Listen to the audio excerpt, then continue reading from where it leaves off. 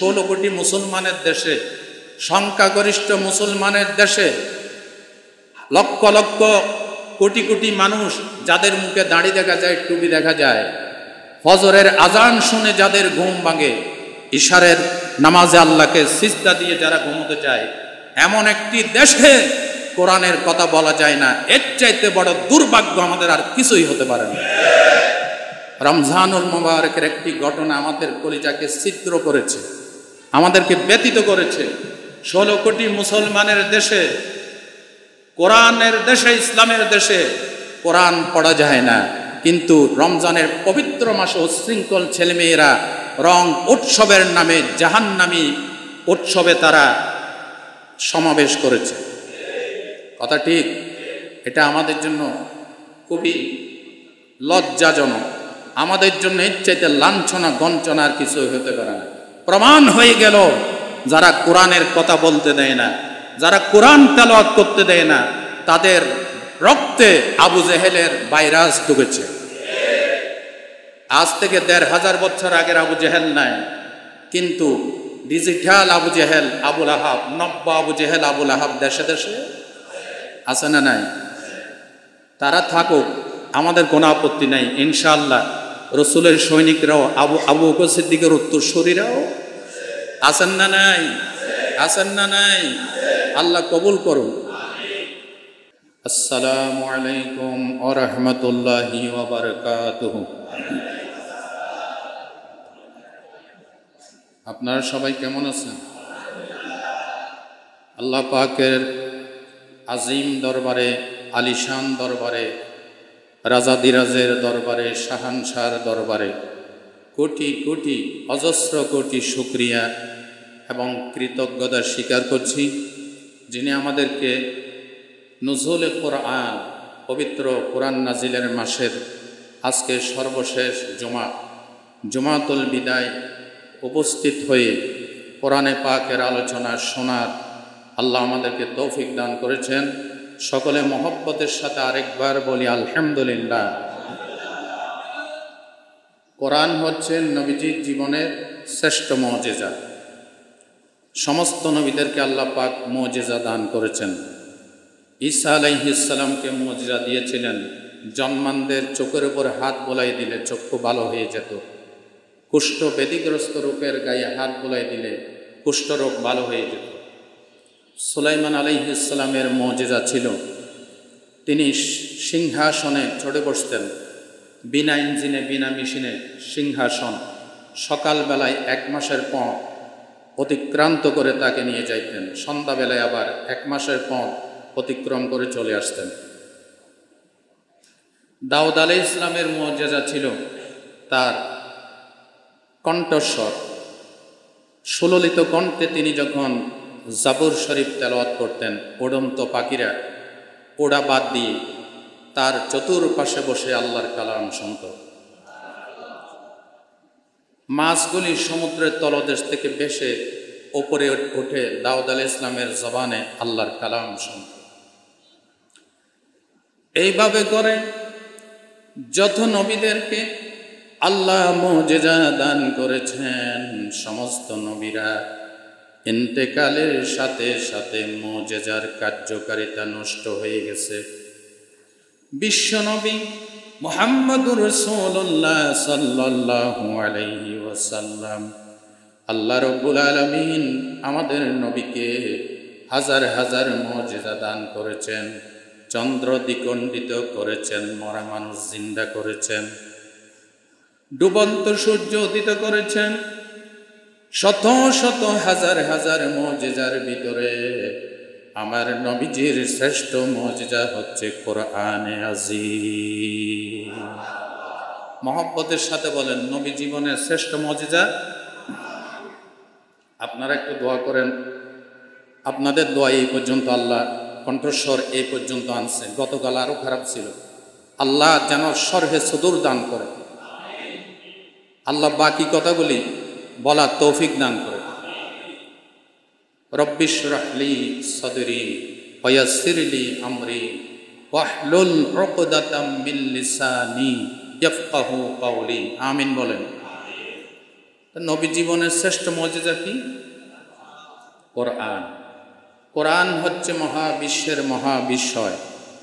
কোরআনের কথা বলা কিয়ামত পর্যন্ত শেষ হবে না, এবং এটার ব্যাখ্যা তাফসীর করে কেউ কোনোদিন শেষ করতে পারবে না।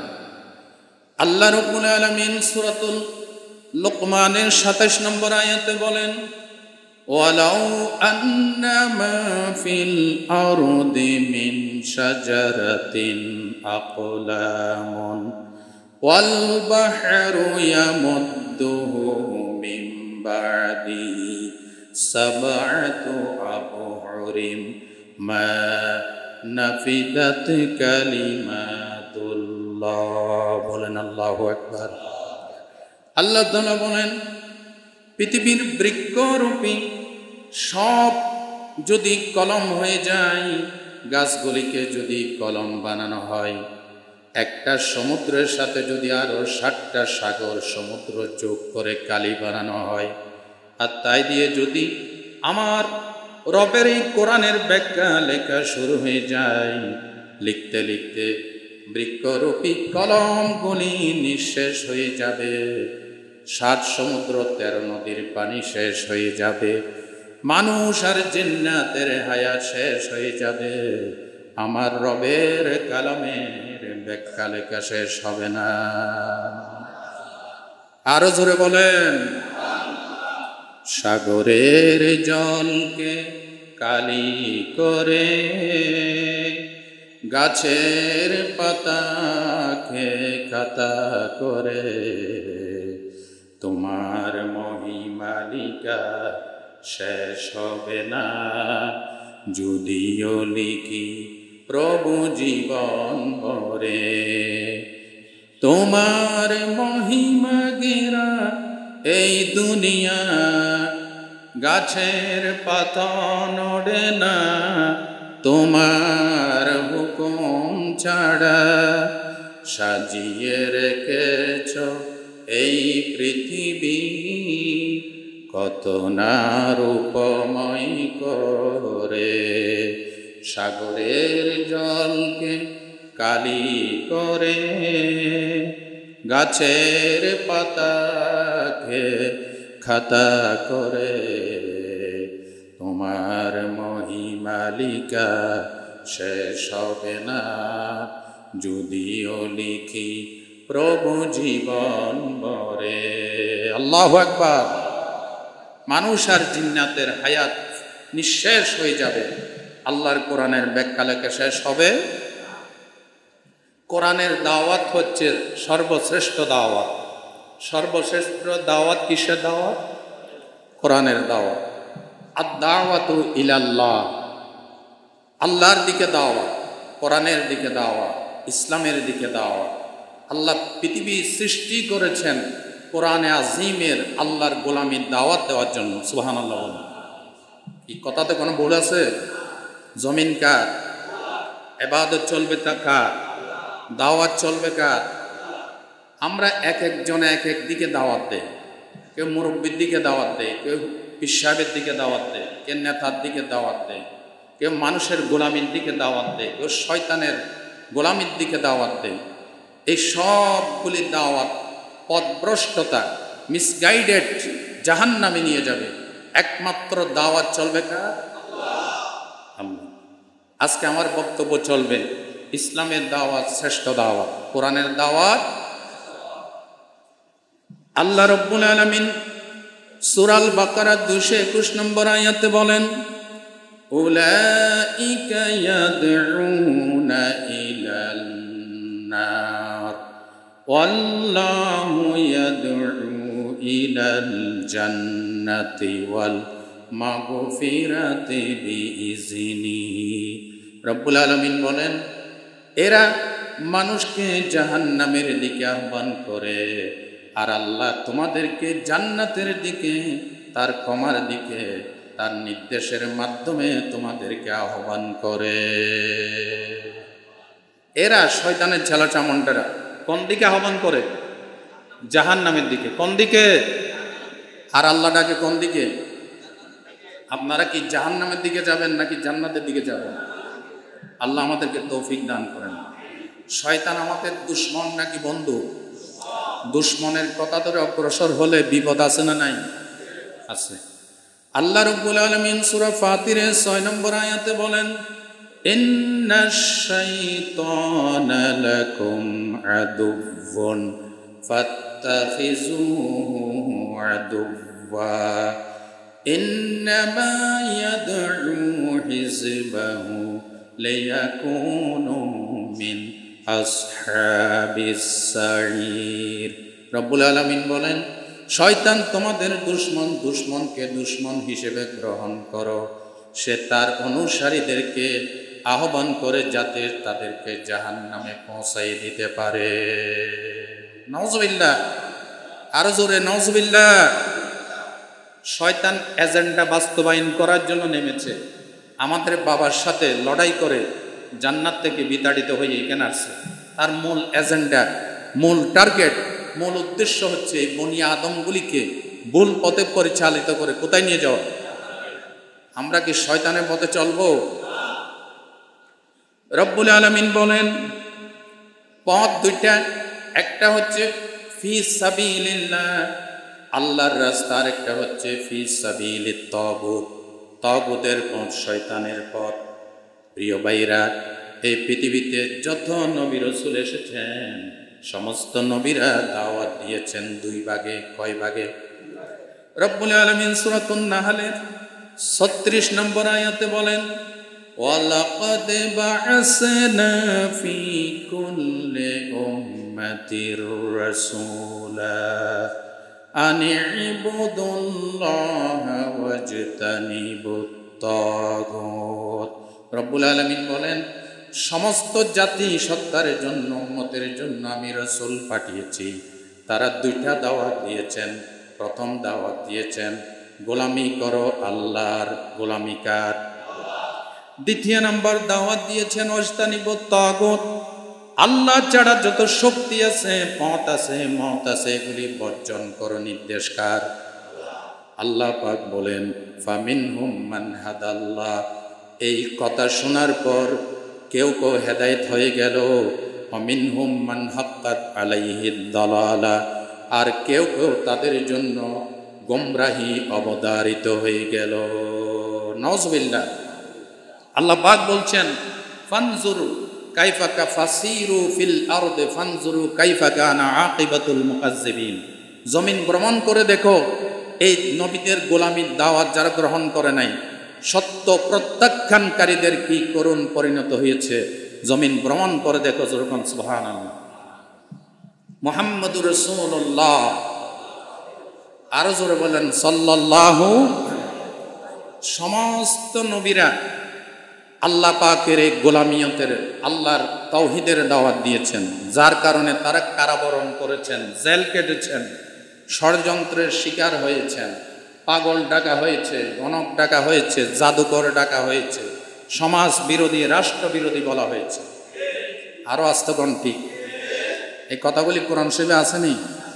আছে। বিশ্বাস করেন তো?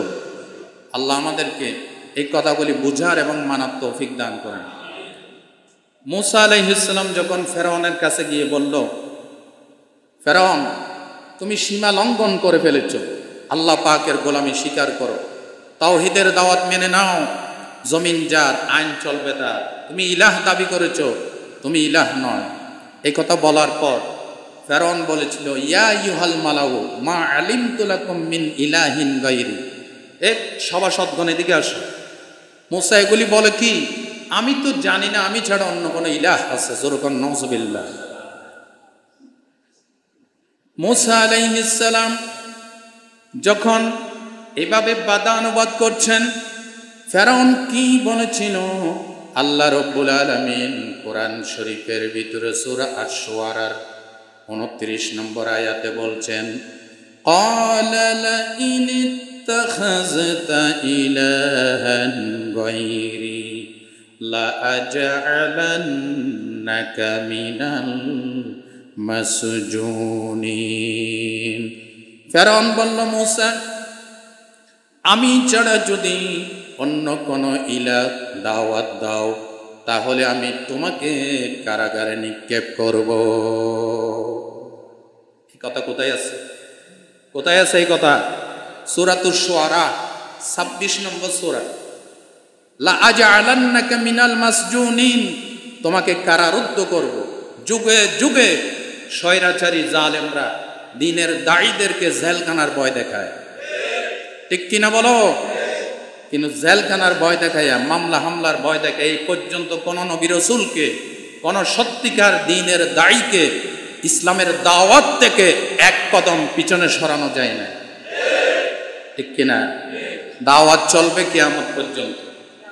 কার দাওয়াত?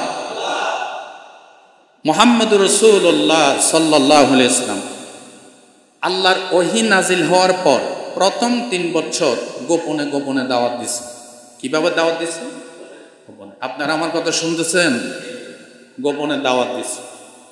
যেই মাত্র আল্লাহ পাক সূরাতুল হিজরের আয়াত নাজিল করলেন, ওয়া আনজির আশীরাতাকাল আকরাবিন, ও নবী আপনি আপনার নিকটাত্মীয়দেরকে ইসলামের দাওয়াত পৌঁছায় দেন। সুবহানাল্লাহ বলেন। এরপরে নাজিল হলো ফাসদা বিমা তুকমারু ওয়া আরিদ আনিল মুশরিকিন ইন্না কাফাইনাকাল মুস্তাহজিইন, ও নবী আপনাকে আমি যে দায়িত্ব দিয়ে পাঠিয়েছি আপনি মুশরিকদের পরোয়া করবেন না, আজ থেকে প্রকাশ্যে ইসলামের দাওয়াত দেন। এই আয়াত নাজিল হয়েছে হযরত ওমর ফারুক যখন ইসলাম কবুল করে এবং হযরতে সাইয়্যিদুশ শুহাদা লৌহ মানব আমির হামজা যখন ইসলাম কবুল করে, তখন ওমর ফারুক বললেন, ইয়া রাসূলুল্লাহ আজ থেকে হেরম শরীফে প্রকাশ্যে আমরা নামাজ আদায় করি। রাসূলুল্লাহর শক্তি যখন একটু বৃদ্ধিপ্রাপ্ত হলো, আল্লাহ বলেন আর গোপনে চলবে না, আজ থেকে প্রকাশ্যে দাও। রাসূলুল্লাহর সময় জনবল কম ছিল, সেই জন্য প্রকাশ্যে দাওয়াত দিতে পারে না 3 বছর। কিন্তু 16 কোটি মুসলমানের দেশে, সংখ্যাগরিষ্ঠ মুসলমানের দেশে লক্ষ লক্ষ কোটি কোটি মানুষ যাদের মুখে দাড়ি দেখা যায়, টুপি দেখা যায়, ফজরের আজান শুনে যাদের ঘুম ভাঙে, ইশারের নামাজে আল্লাহকে সিজদা দিয়ে যারা ঘুমোতে যায়, এমন একটি দেশে কোরআনের কথা বলা যায় না, এর চাইতে বড় দুর্ভাগ্য আমাদের আর কিছুই হতে পারে না। রমজানুল মুবারকের একটি ঘটনা আমাদের কলিজাকে ছিদ্র করেছে, আমাদেরকে ব্যতীত করেছে। 16 কোটি মুসলমানের দেশে, কোরআনের দেশে, ইসলামের দেশে কোরআন পড়া যায় না, কিন্তু রমজানের পবিত্র মাসে উচ্ছৃঙ্খল ছেলেমেয়েরা রং উৎসবের নামে জাহান্নামী উৎসবে তারা সমাবেশ করেছে। কথা ঠিক? এটা আমাদের জন্য খুবই লজ্জাজনক, আমাদের জন্য এর চাইতে লাঞ্ছনা গঞ্চনার কিছু হতে পারে না। প্রমাণ হয়ে গেল যারা কোরআনের কথা বলতে দেয় না, যারা কোরআন তেলাওয়াত করতে দেয় না, তাদের রক্তে আবু জেহেলের ভাইরাস ঢুকেছে। আজ থেকে 1500 বছর আগের আবু জেহেল নাই, কিন্তু ডিজিটাল আবু জেহেল, আবুল আহাব, নব্য আবু জেহেল, আবুল আহাব দেশে দেশে আছে না নাই? তারা থাকুক, আমাদের কোনো আপত্তি নাই। ইনশাআল্লাহ রসুলের সৈনিকরাও, আবু বকর সিদ্দিকের উত্তরসূরিরাও আছেন না নাই? আছেন না নাই? আল্লাহ কবুল করুন। সতীজা কর রহা হ্যায় আজল সে কায়েম রোজ, সতীজা কর রহা হ্যায় আজল সে কায়েম রোজ, চিরাগে মুস্তফা বি সে শরারে বুল হাবিস। আল্লামা ইকবাল রহমাতুল্লাহ এত সুন্দর সুন্দর কথা কেমনে কইলেন! আল্লাহ তার কবরটাকে জান্নাতের বাগান বানাইলেন। সেই ইসলামের আবহমান কাল থেকে মুস্তফা সাল্লাল্লাহু আলাইহি ইসলামের চেরাগকে নিভাই দেওয়ার জন্য আবু জেহেল, আবুল আহাবের গোষ্ঠীরা কোমরে গামছা বেঁধে নেমেছে। যারাই নিভেতে আসছে তাদের বংশ আল্লাহ সাফ করে দিয়েছে। কিন্তু ইসলাম থাকবে, কিয়ামত থাকবে কিনা, নাকি কোনো সন্দেহ আছে? ভাই ও বন্ধুগণ, এই ইসলামের দাওয়াত মুহাম্মদুর রাসূলুল্লাহ সাল্লাল্লাহু আলাইহি ওয়াসাল্লাম দিয়েছেন। আল্লাহ রাব্বুল আলামিন সূরা আল মাইদার 67 নম্বর আয়াতে বলেন, ইয়া আইয়ুহার রাসূলু বাল্লিগ মা উনজিলা ইলাইকা মির রাব্বিক فإن لم تفعل فما بلغت رسالته والله يعصمك من الناس বলেন আল্লাহু আকবার। আল্লাহ রাব্বুল আলামিন বলেন, ও নবী, আপনার উপর আমি যে ওহী নাযিল করেছি এটা পৌঁছাইয়া দেন। নির্দেশকার আপনি পৌঁছাইয়া দেন। যদি না পৌঁছান ফামা বাল্লাগতা রিসালাতা, নবুয়তের রিসালাতের দায়িত্ব আপনি কিছুই পালন করলেন না। কে বলছে? আল্লাহু ইয়াসিমুকা মিনান নাস। আপনি নবুয়তের দায়িত্ব পালন করেন, মানুষের অনিষ্টতা থেকে আমি আল্লাহ আপনাকে হেফাজত করব। গ্যারান্টি দিচ্ছেন কে? নবী হচ্ছে দাওয়াতের মূল কেন্দ্রবিন্দু। এই জন্য আল্লাহ গ্যারান্টি দিয়েছেন হেফাজত করবেন। শত চেষ্টা করেও নবীজিকে জানে কেউ মানতে পারে না, কারণ নবী হচ্ছে দাওয়াতের মূল কি কেন্দ্রবিন্দু। নবীকে যদি আল্লাহ পাক হঠাৎ করে দাওয়াতের ময়দান থেকে উদ্দেশ্য ফুলফিল হওয়ার আগে তুলে নেন, তাহলে দাওয়াতের কাজ ব্যর্থতায় পর্যবসিত হবে। সাহাবায়ে কেরাম মন হারা হয়ে যাবে, পথ হারা হয়ে যাবে। যার কারণে আল্লাহ গ্যারান্টি দিয়েছেন, আল্লাহু ইয়াসিমুকা মিনান নাস, মানুষের অনিষ্টতা থেকে আমি আল্লাহ হেফাজত করব। দেখেন, তাফসীরের এই আয়াতে কারিমা নাযিল হওয়ার পূর্বে নবীজির সাথে কয়েকজন দেহরক্ষী থাকতেন। এই আয়াত নাযিল হওয়ার পর আল্লাহ রাসূল বলেছেন, আজ থেকে আমার আর কোনো দেহরক্ষী রাখবে না, আল্লাহ নিজেই আমাকে হেফাজত করবে। আল্লাহ গ্যারান্টি দিয়েছেন। নবী করিম সাল্লাল্লাহু আলাইহি ওয়াসাল্লাম প্রকাশ্যে ইসলামের দাওয়াত, কোরআনের দাওয়াতের নির্দেশ আসার পর মক্কা শরীফের, হেরম শরীফের অদূরে সাফা পাহাড়ের পাদদেশে বুখারী শরীফের হাদিসে এসেছে, তিনি দণ্ডায়মান হয়ে ডাক দিলেন, ইয়া সাবাহা, ইয়া সাবাহা, ইয়া সাবাহা। এটা হচ্ছে একটি সাংকেতিক আওয়াজ। আমাদের দেশে মানুষকে জড়ো করানোর জন্য, একসাথ করার জন্য বিভিন্ন সাংকেতিক আওয়াজ ব্যবহার করা হয় নাকি হয় না? হয়। যেমন সৈন্যবাহিনীদেরকে একত্রিত করার জন্য বিয়গল বাজানো হয়, ঠিক কিনা? এভাবে বিভিন্ন জায়গায় সাংকেতিক কিছু আওয়াজ আছে। আরব দেশে কাউকে যদি একত্রিত করা লাগতো তাহলে তারা এই শব্দটা ব্যবহার করত। বুখারী শরীফের হাদিস, রাসূলুল্লাহ বললেন, ইয়া সাবাহা। একথা বলার পর সকলে একত্রিত হলো। রাসূলই পাহাড়ের চূড়ায়, সবাই পাহাড়ের নিচে। আল্লাহর নবী বললেন, হে আব্দে মানাফ, হে আব্দে আব্দুল মুত্তালিব, অমুক অমুক গোত্র, তোমরা সবাই হাজির হও। সবাই হাজির হয়ে গেলেন। আল্লাহর নবীজি বললেন, ও কুরাইশের নেতারা, মক্কাবাসী শোনো, আমি যদি বলি পাহাড়ের পাদদেশে একদল অশ্বারোহী তোমাদেরকে আক্রমণ করার জন্য প্রস্তুত হয়ে আছে, তোমরা কি আমি মুহাম্মদের কথা বিশ্বাস করবে? মক্কার কাফের নেতারা বলল, বাতিজা মুহাম্মদ, ছোট্টবেলা থেকে তোমাকে চিনি, তোমাকে জানি, জিন্দেগিতে একটা মিথ্যা কথা বলতে তোমাকে শুনি নাই। আমরাই তো তোমাকে আলামিন উপাধি দিয়েছি, মুহাম্মদ, আমরা অবশ্যই বিশ্বাস করব। আল্লাহর নবী বলেন, তাই যদি বিশ্বাস করো, তোমাদেরকে অত্যাসন্ন একটি আযাব সম্পর্কে সতর্ক করলাম। আল্লাহকে মেনে নাও, আমি মুহাম্মদকে রাসূল হিসেবে মেনে নাও। এই কথা বলতে দেরি হয়েছে, সাথে সাথে আবু লাহাব বলে উঠল, তাব্বাল্লাকা ইয়া মুহাম্মদ, আলিহাযা জামাতানা। ওরে মুহাম্মদ, তোমার ধ্বংস হোক, এই সাত সকালে এই কথা বলার জন্য আমাকে জড়ো করেছো। জোরে বলেন নাউযুবিল্লাহ। দেখেন, নবুয়ত লাভ করার আগ পর্যন্ত 40 বছর যিনি সাদিকুল মাসদুক, মহাসত্যবাদী, আল আমিন, বিশ্বস্ত, কাফেরদের মুশরিকদের মুখে টাইটেল দিয়েছে, উপাধি দিয়েছে। এই সর্বপ্রথম কোরআনের প্রকাশ্যে দাওয়াতের কারণে প্রথম বাধা এসে গেল। আবু লাহাব পাথর নিয়ে বলল, তাব্বাল্লাকা ইয়া মুহাম্মদ, আলিহাযা জামাতানা, পাথর নিক্ষেপ করব। এই সাত সকালে আমাদেরকে এই কথা বলার জন্য জড়ো করছো। নাউযুবিল্লাহ বলল। আরো জোরে বলেন নাউজুবিল্লাহ। আল্লাহ পাক আবুল আহাবের এই গুস্তাকি সহ্য করে নাই, সাথে সাথে আল্লাহ রসুলকে সান্ত্বনা বানিয়ে দিলেন।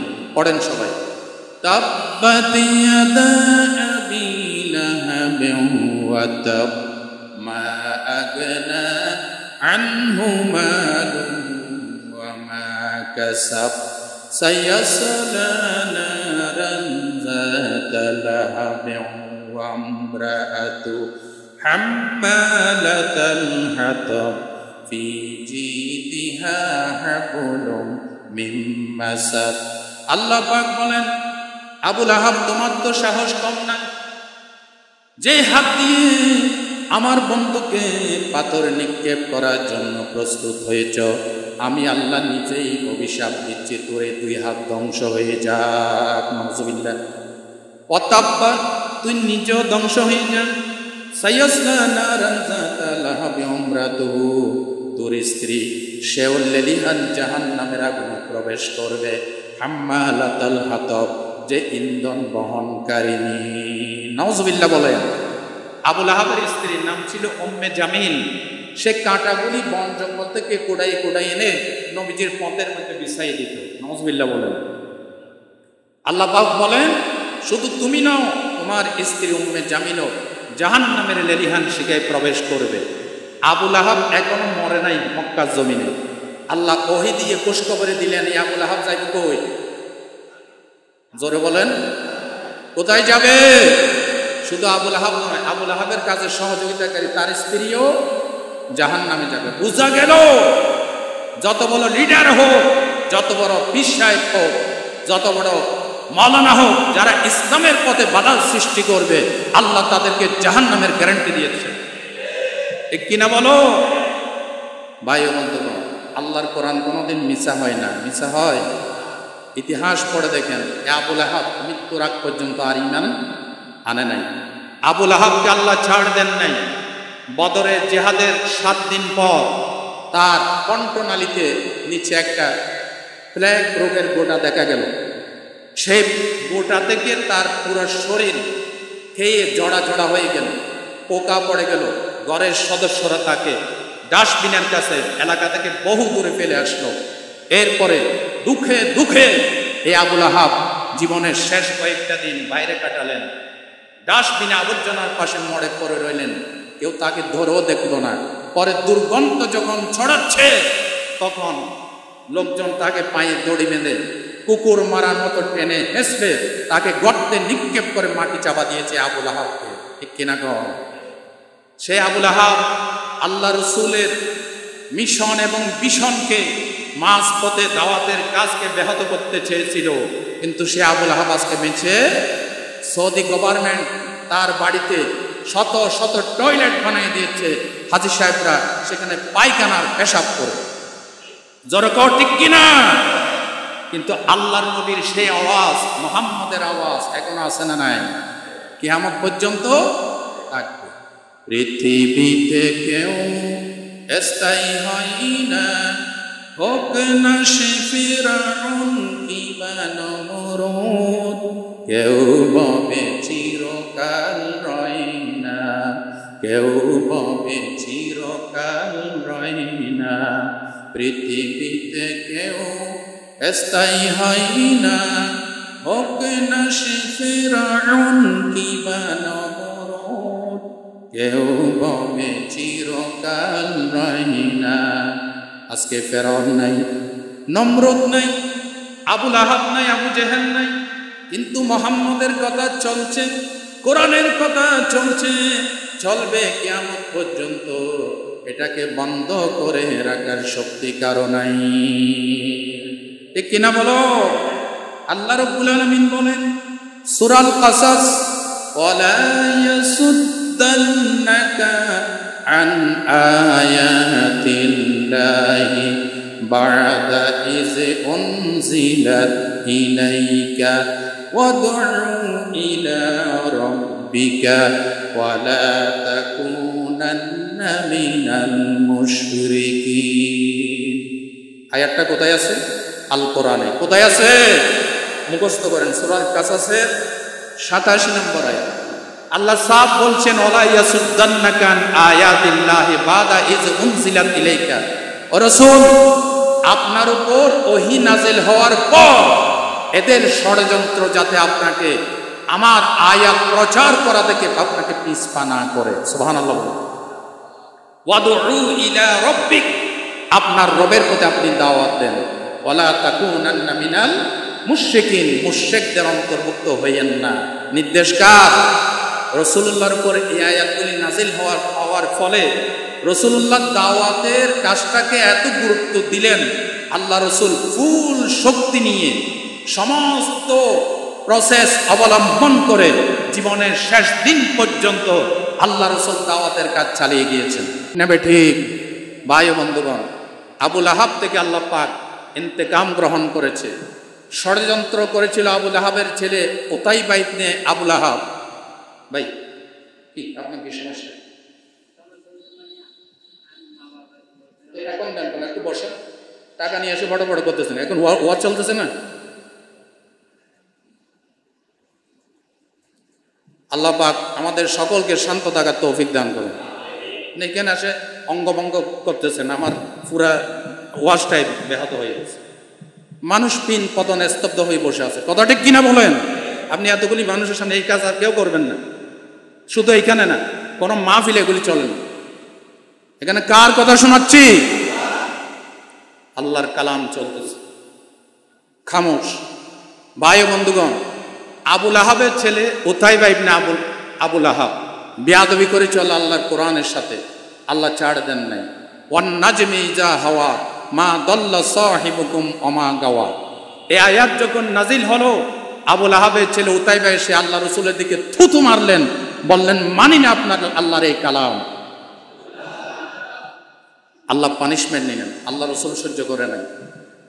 রাসূলকে গালি দিয়েছে, রাসূলুল্লাহ সহ্য করছে, কিন্তু কোরআনকে যখন থুতু মারছে কোরআন তেলাওয়াতের কারণে, আল্লাহ রাসূল হাত তুলে বললেন, কি বললেন? আল্লাহুম্মা কাল্লিব আলাইহি কালবাম মিন কিলাবিকা। ও আল্লাহ, তোমার হিংস্র কুকুরদের ভিতর থেকে, হিংস্র বাঘদের ভিতর থেকে যে কোনো একটা বাঘকে আবু লাহাবের ছেলের উপর লেলাইয়ে দাও। হাদিস শরীফ আসছে, রাসূলুল্লাহর এই বদদুয়ার পর থেকে আবু লাহাবের ছেলে উতাইবার ঘুম হারাম হয়ে গেছে। যেখানে যায় কয়েকজন দেহরক্ষীর সাথে রাখে। শেষ পর্যন্ত ব্যবসা উপলক্ষে সিরিয়া গিয়েছিল, আয-যারকা নামক স্থানে রাত্রি যাপন করেছে। চতুর্দিকে পাহারা লাগাইছে যে মুহাম্মাদের দোয়া কখনো বিফল হয় না, তোমরা সতর্ক পাহারা লাগাও যাতে কোনো বাঘ হিংস্র কুকুর না আসতে পারে। শেষ পর্যন্ত গভীর রাত সবাই ঘুমন্ত, মানুষের গাড় ডিঙ্গায় দেখলো এক হিংস্র বাঘ হাজির হয়ে গেছে। এটা দেখার সাথে সাথে আবু লাহাবের ছেলে বলল, ওয়াল্লাহি, আল্লাহর কসম করে বলছি, ইয়াকুলুনি, এই বাঘটা আমাকে খেয়ে ফেলবে। কারণ আল্লাযী দা আলাইয়া মুহাম্মদ, এই হিংস্র বাঘের জন্য মুহাম্মদ আমার জন্য বদদুয়া করেছে। হাদিস শরীফ আছে, সমস্ত মানুষের গা টপকাইয়া এই বাঘ এসে তার কলিজা ছিদ্র করে তাকে দুনিয়ার থেকে শেষ করে দিয়ে চলে গিয়েছে। জোরকন নাউযুবিল্লাহ। সে আল্লাহ আছে না নাই? আরো জোরকন আছে না নাই? সুতরাং কোরআনের পথে, ইসলামের পথে যারাই বাধা দিবে আল্লাহর কালামের পথে, তাদের পানিশমেন্ট আজ হোক কাল হয়, হবেই হবে ইনশাআল্লাহ। ঠিক কিনা বলেন? ভাই ও বন্ধুগণ, আল্লাহ রাব্বুল আলামিন কালামে হাকিমে বলেছেন, এই দাওয়াতের কথা, দাওয়াতের কাজ যারা করবে, শয়তানের চেলা চামুন্ডারা বিভিন্ন অজুহাত তৈরি করবে। কি তৈরি করবে? অজুহাত তৈরি করবে। শুরুতেই বলেছি, কেউ বলবে আপনার কথা মানি না, আমার মুরব্বির কথা মানতে হবে, এরকম আছে না নাই? আল্লাহ রাব্বুল আলামিন সূরা আল বাকারার 170 নম্বর আয়াতে বলেন, তাদেরকে যখন বলা হয় আল্লাহ যা নাজিল করেছেন এটা মেনে নাও, তারা কি বলে? ওয়াইদা কিলা লাহুমুত্তাবিউ মা আনজালাল্লাহ ক্বালু বাল নাত্তাবিউ মা আলফাইনা আলাইহি আবাআনা। তারা বলে তোমার কালামের, আল্লাহর কালামের কথা মানি না, আমাদের পূর্বপুরুষ আমাদের বাপদাদাদেরকে যেটার উপর পাইছে এটা আমাদের জন্য যথেষ্ট। এরকম কথা বলে এরকম লোক আমাদের এই সমাজে নাই। আরো জোরে বলেন। অধিকাংশ লোকে কয় কি, হুজুর আমাদের বাপদাদাদেরকে দেখছি। আল্লাহ পাক বলছেন আওয়ালাউ কানা আবাহুম লা ইয়াকিলুনা শাইয়্যা ওয়া লা ইয়াহতাদুন। আরে তাদের বাপদাদারা যদি কিছুই বুঝতো না, হেদায়েত প্রাপ্তও ছিল না, এরপরও কি তারা বাপদাদার কথা মানবে? আল্লাহ জিজ্ঞেস করছেন, আপনারা মানবেন? মানব না।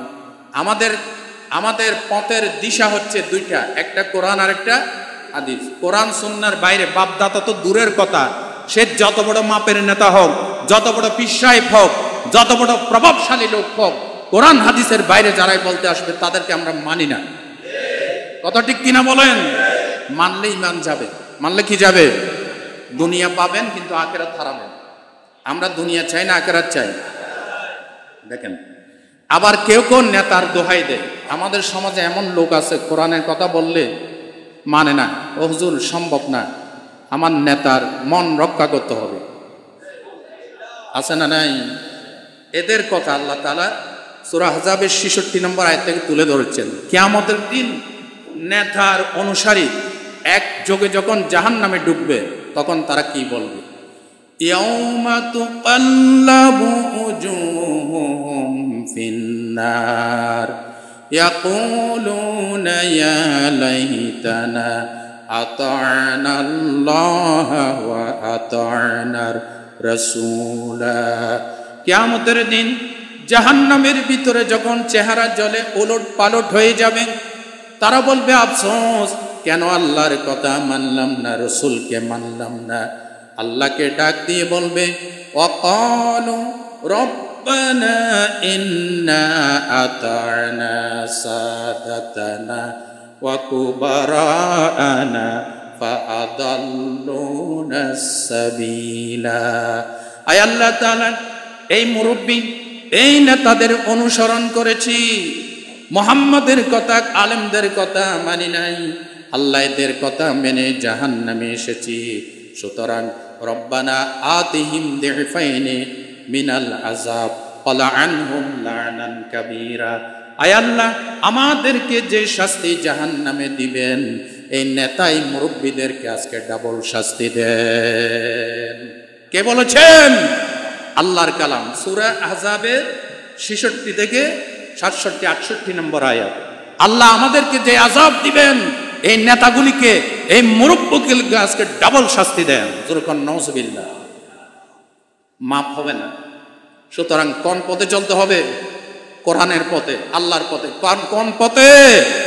আল্লাহর পথে। যদি জান্নাতে পেতে চাও, আল কোরআনের পথে কদম বাড়াও। যদি আল্লাহকে পেতে চাও, রসুলের প্রেম দিয়ে হৃদয় রাগাও। যদি তুমি পেতে চাও শান্তি, পড়ো আল কোরআনের বাণী। দূর হবে যত সব ভ্রান্তি, পড়ো যদি হাদিসের বাণী। রসুলের পথ ধরে এগিয়ে যাও, সাহাবার পথ ধরে এগিয়ে যাও।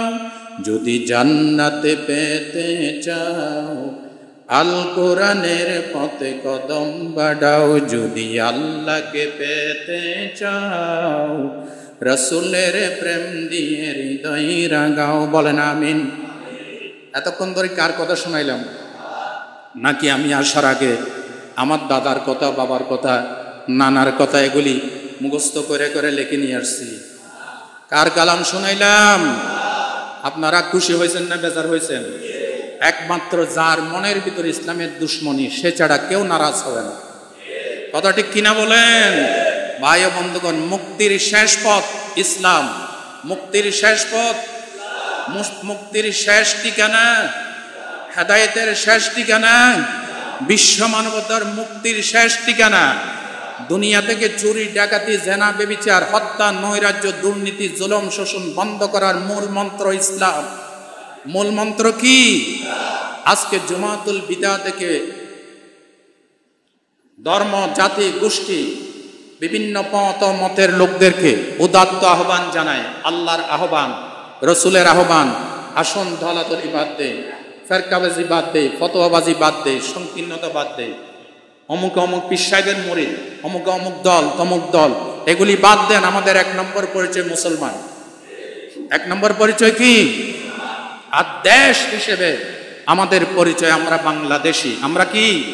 বাংলাদেশ। এই দুইটা পরিচয়ে কাঁধে কাঁধ মিলিয়ে 48,000 বর্গ মাইলের 56,000 গ্রাম বাংলার এই সুন্দর দেশ, আমার প্রিয় মাতৃভূমিকে কোরআন সুন্নাহর বিধান দিয়ে আমরা সাজাবো ইনশাআল্লাহ।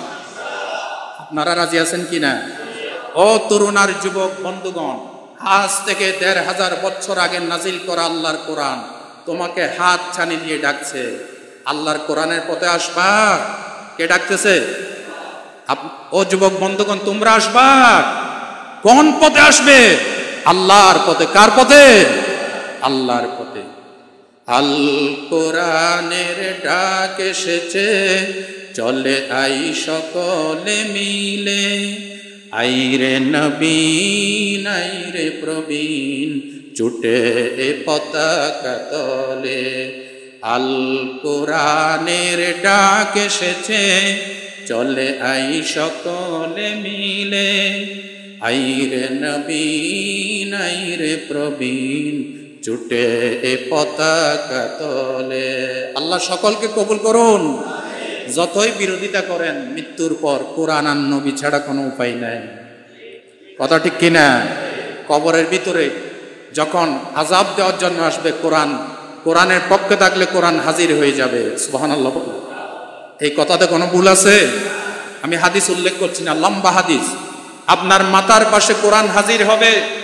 আল্লাহ রসুল মদিনা মুনাওয়ারা থেকে আল্লাহ হুজুরকে হাজির করবেন কবরের ভিতরে। যেরকম সুবহানাল্লাহ।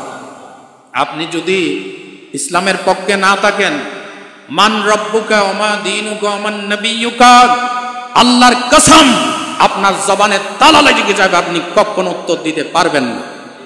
আপনার শেষ পরিণতি হবে জাহান্নাম। কি হবে? জাহান্নাম। আর যদি 3টা প্রশ্নের জবাব দিয়ে ফেলেন, আরেকটি সম্পূরক প্রশ্ন করা হবে, 4র্থ প্রশ্ন। আবু দাউদের হাদিস।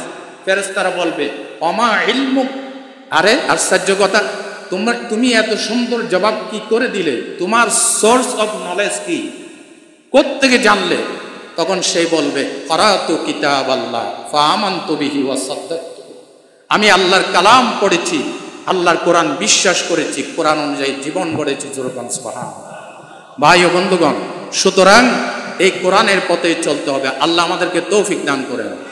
দরুদ শরীফ পাঠ করেন। আল্লাহুম্মা বলেন। আল্লাহ রসুল বলেছেন, মান ক্বালা বিহি সাদাকা। আপনারা আবার বলেন তো, এতক্ষণ যে কথাগুলি বললাম এগুলি হক কথা নাকি না হক কথা? আল্লাহর কথা নাকি শয়তানের কথা? আপনারা আমার পক্ষে, কোরআনের পক্ষে আছেন নি? এবার আল্লাহ রসুলের কথা শুনেন। সহিহ সুনানে তিরমিজির বর্ণনা, আল্লাহ রসুল বলছেন, মান ক্বালা বিহি সাদাকা, কোরআন দিয়ে যে কথা বলে সে সঠিক কথা বলে। ঠিক কিনা? ওমান আমিলা বিহি উজরা, রাসূলুল্লাহ বললেন, কোরআন থেকে যে আমল করে তাকে পুরস্কৃত করা হবে। ওমান হাকামা বিহি আদালা, যে ব্যক্তি কোরআন দিয়ে বিচার ফয়সালা করে সে জাস্টিস করে, ন্যায় বিচার কায়েম করে। ওমান দাআ ইলাইহি ফাকাদ হুদিয়া ইলা সিরাতিম মুস্তাকিম, আর যে কোরআনের দিকে দাওয়াত দেয় সেই কেবল একমাত্র সঠিক রাস্তার দাওয়াত দেয়। বলেছেন মুহাম্মদুর রাসূলুল্লাহ সাল্লাল্লাহু আলাইহি ওয়াসাল্লাম। আল্লাহ রসুল হযরত আলীকে যখন খাইবারের ময়দানে বিজয়ের পতাকা হাতে ধরাইয়া দিয়ে পাঠাইছিলেন, বলেছিলেন, আলী তুমি আগে গিয়ে হামলা করবে না, শোনো তাদেরকে প্রথমে একটি কথা বলবে, উদউহুম ইলাল ইসলাম ওয়া আখবিরুহুম বিমা ইয়াজিবু আলাইহিম ফাওয়াল্লাহি লা ইউহদা বিকা রাজুলুন ওয়াহিদুন খায়রুল লাকা মিন হুমুরিন নাআম, রাওয়াহুল বুখারী। বুখারী শরীফের হাদিস। আল্লাহ রসুল বললেন, আলী তাদেরকে প্রথমে ইসলামের দিকে দাওয়াত দিবে। কোন দিকে? ইসলামের দিকে দাওয়াত দিবেন এবং তাদের উপর অর্পিত ইসলামের দায়িত্ব বুঝাই দিবে। যদি না মানে তাহলে তাদেরকে তুমি প্রতিরোধ করবে। শোনো আলী, তোমার দাওয়াতে যদি একটা লোকও হেদায়েত হয় আরবের কোটি কোটি টাকার মূল্যের এই একজনের হেদায়েত কোটি কোটি টাকার মূল্যের লাল উটের চাইতে আরো শ্রেয়। যেরকম সুবহানাল্লাহ। এইভাবে করে আল্লাহ রাসূল দাওয়াত দিয়েছেন আজীবন মানুষদেরকে কোরআনের আহ্বান। বদরের জিহাদে আবু জেহেল যখন দরশায়ী হয়ে গেল, মাআজ এবং মুআব্বিস নামে দুই তরুণ তার গোড়ার পায়ে আঘাত করে, আবু জেহেলের পায়ে আঘাত করে তরবারি দিয়ে তাকে দরশায়ী করে ফেলেছে। লোকেরা মনে করেছে আবু জেহেল নাই, মারা গেছে। তখন আব্দুল্লাহ ইবনে মাসউদ রাদিয়াল্লাহু তাআলা আনহু জিহাদের একবারে শেষ পর্যায়ে এসেছিলেন। একটা লম্বা চড়া ওয়াকিয়া আছে। এই আবু জেহেল, আবু লাহাবের কথাটা একটু আগে শুনাইছি। এই আবু জেহেল সূরা আর রহমান তেলাওয়াত করার কারণে আব্দুল্লাহ ইবনে মাসউদের কানে চড় মেরেছিল, কান বধির হয়ে গিয়েছিল। নাউজুবিল্লাহ বলেন। দেখেন আল্লাহ অ্যাকশন কিভাবে নেয়, সুবহানাল্লাহ বলেন। ও উস্তাদের মাই শেষে, আল্লাহর মাই একবারে শেষে। ধরে ধরে ধরে না, ধরলে কোদাই কাকে ছাড়ে না। জিহাদ শেষ, আব্দুল্লাহ ইবনে মাসউদ আসলো। আল্লাহ রাসূল বললেন, তুমি এত লেটে আসলে? ও হুজুর, আমার সমস্যা ছিল, আসতে দেরি হয়ে গেছে। আল্লাহ রাসূল তাকে একটি তরবারি ধরাই দিলেন। তরবারি ধরাই দিয়ে বললেন, এই যে জাহান্নামীগুলি জাহান্নামে পৌঁছে গেছে, এদের ভিতর কারো রূহ যদি বাকি থাকে তাকে দ্বিখণ্ডিত, মাথা দ্বিখণ্ডিত করে আলাদা করে আমার দরবারে নিয়ে আসো। সুবহানাল্লাহ বলেন।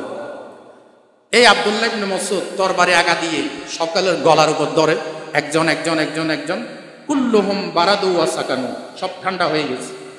আবু জেহেলের গলার উপর যখন তরবারি আগা ধরছে, আবু জেহেল চোখ খুলছে। নাউজুবিল্লাহ। চোখ খুলে বলতেছে, তুমি কে? আমি আব্দুল্লাহ ইবনে মাসউদ। তুমি কেন আসলে? তুমি আমার শরীর থেকে মাথা আলাদা করতে আসছো? তুমি তো একজন কৃষকের ছেলে। আরে আজকে মক্কার কোন সম্ভ্রান্ত লোক যদি আমার শরীর থেকে মাথা জুদা করতে আসতো, নিজেকে গৌরবান্বিত মনে করতাম। তুমি তো একজন কৃষকের ছেলে। দেখছেন, জালেমরা মৃত্যুর সময়ও অহংকার ছাড়তে পারে না, ঠিক কিনা বলেন? আব্দুল্লাহ ইবনে মাসউদ বললেন, বাজে কথা বাদ দাও। আমি আসার সময় আল্লাহ রাসূল বলে দিয়েছে, আবু জেহেল এখনো সময় আছে, তুমি যদি ইসলামের শাশ্বত পয়গাম মেনে নাও, আল্লাহ রাসূলকে নেতা হিসেবে মেনে নাও, তখন তোমাকে আল্লাহ পাক মুহাম্মদের সাথে জান্নাতে প্রবেশ করাবেন। এই কথা শোনার পর আবু জেহেল কি কইছিল? হাদিস শরীফ কোট করেছে। আবু জেহেল বলেছিল, তোমার নেতা মুহাম্মদ এখন কোথায়? ও আছে। তাকে যদি আমি এখন পাইতাম, এমন কামড় দিতাম, দাগ দাগ করে ফেলতাম। আরো জোরে বলেন নাউজুবিল্লাহ। এই কথা বলার পর আব্দুল্লাহ ইবনে মাসউদ তরবারি দিয়ে মারছে আঘাত, দ্বিখণ্ডিত হয়ে গেছে।